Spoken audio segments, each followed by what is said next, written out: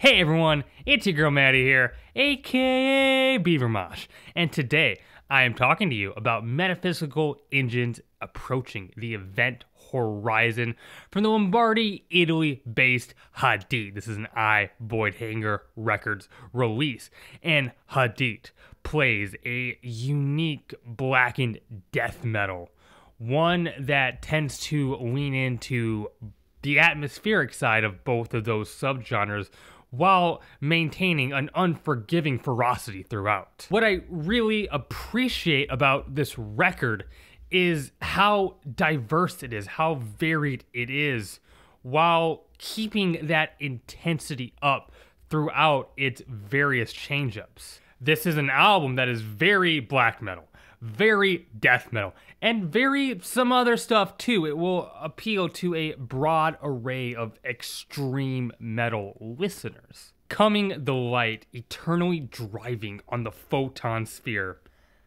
I really like these song titles. It sets this dismal tone, this monstrous sound with festering drums, insane hard-hitting riffing, and jagged growled vocal.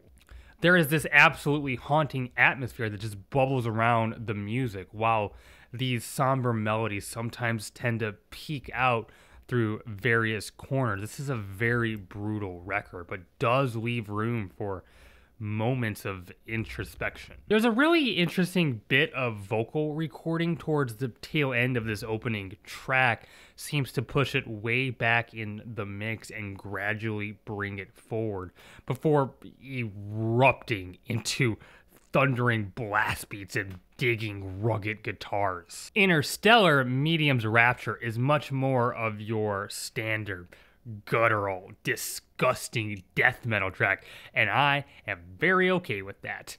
I just really dig how this record maintains, as I said, that ferocity and that intensity throughout, but changes it up in how that is communicated throughout the record while never losing that momentum.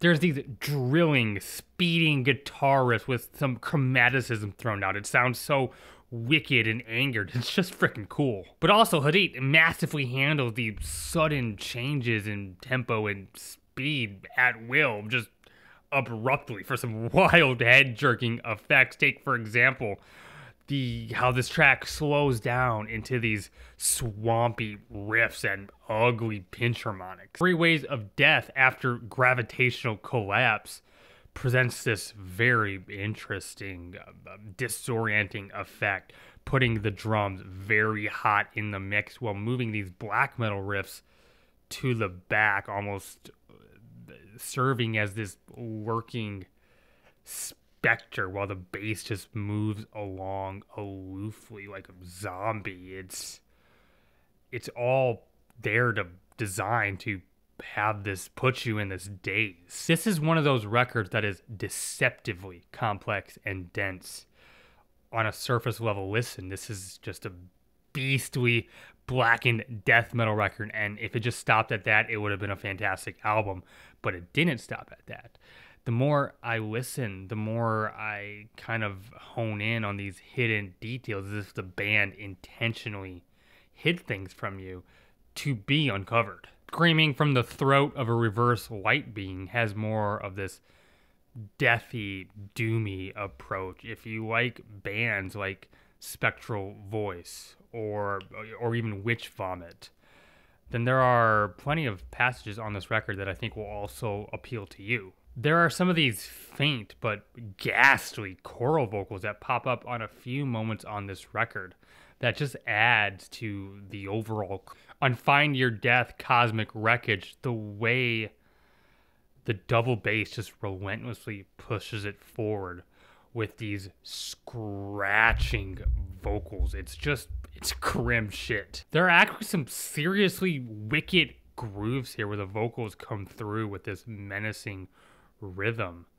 The way the band just seamlessly transitions from one mood to another is really, while all sounding cohesive, I must add, that's really a key strength of this album. On blood and gods know where weakness is. I just love these stuttering, palm muted, triplet guitar patterns. It shows a lot of restraint. It's like this beast is locked up in a cage, but you can feel how much it wants to be let out, but it's held by these chains. It just creates this absolutely insane sense of tension.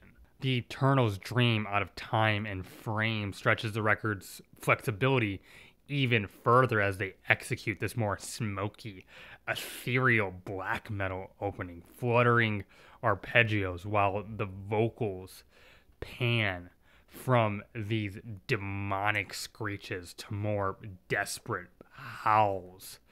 It's emotionally packed. The way Hadit maneuvers these more spacious chords and hypnotic melodies, it's done with the same level of precision as the more clustered, busy sections we've been introduced to previously. The final closing track here is this slow burn over 8 minutes as it gradually just degrades into this anxiety-ridden, crushing affair. You just feel how dark and sinister it is. It doesn't just sound that way. It's as if they are really tapping into something tangible. Hadit made a complete record here. It keeps me engaged throughout its variations and change-ups and just gnarly riffs. The playing here is great.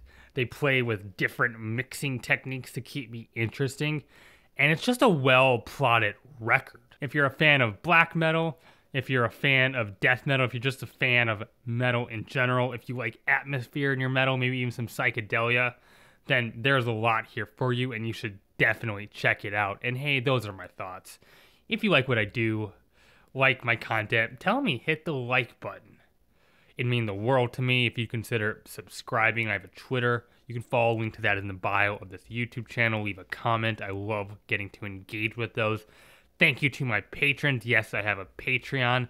No pressure to give that way. No pressure to give financially. I'm so grateful that you're watching this. But if that's the way you want to support the show, keep it more sustainable. I put exclusive content there every week. I'm thinking of other ways to kind of utilize that. If I get some more patrons, I'm thinking of maybe creating a Discord. There's a lot of things I want to do with the Patreon, so get in on that.